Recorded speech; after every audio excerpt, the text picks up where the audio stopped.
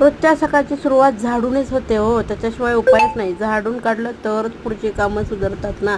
मग घर झाडून घेतलं आणि माझा होता मंगळवार, मला करायचा होता फक्त 2 माणसांचा स्वयंपाक, त्यामुळे मी पटपट स्वयंपाकाला फ्रेश होऊन लागले. मग स्वयंपाक केलेला बघा, भाकरी केल्या, बटाट्याची रस्साभाजी केली, मूग डाळीचं वरण केलं आणि हा इंदुबाई म्हणजे इंद्रायणी भात केला, दूध तापून घेतलं आणि माझा मंगळवार होता त्यामुळे शाबूची खिचडी बनवून घेतली. आणि हा सगळा स्वयंपाक माझा 9च्या आत होतं बरं, कारण की मला शाळेला जायचं असतं जास्तीत जास्त 9:15 वाजेपर्यंत. वेळेचं बंधन आहे हो, दुसरं काही नाही.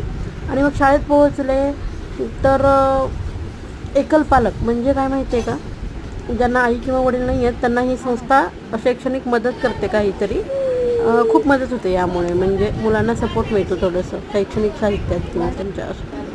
मग मॅडमनी फूल दिलं, थोड्याशा गप्पा मारल्या आणि निवांत बसून गेलो. मग कार्यक्रम आटपला. कार्यक्रमानंतर चहा होता स्टाफसाठी, त्यांना सगळ्या स्टाफसोबत तर घेतला, पण हा जो एक्स्ट्रा राहिलेला चहा मिळतो ना, तो पण आम्हाला हवाच असतो. मज्जा आली. घरी आले तर ताईंनी श्रावणाची साफसफाई त्यांच्या किचनची चालू केली होती. साफसफाई त्यांची झाली म्हणून मला थोडंसं टेन्शन आलं होतं, कारण की माझं राहिलं आहे शाळा घर, यात मी खूप गुंतून जाते आणि ही श्रावणाची कामं राहिली आहेत. या 2 दिवसात मी करेनच अशी स्वतःची समजूत घातली, करूयात म्हणून, आणि करायचंच आहे ते. बघूयात कधी होते. बाय.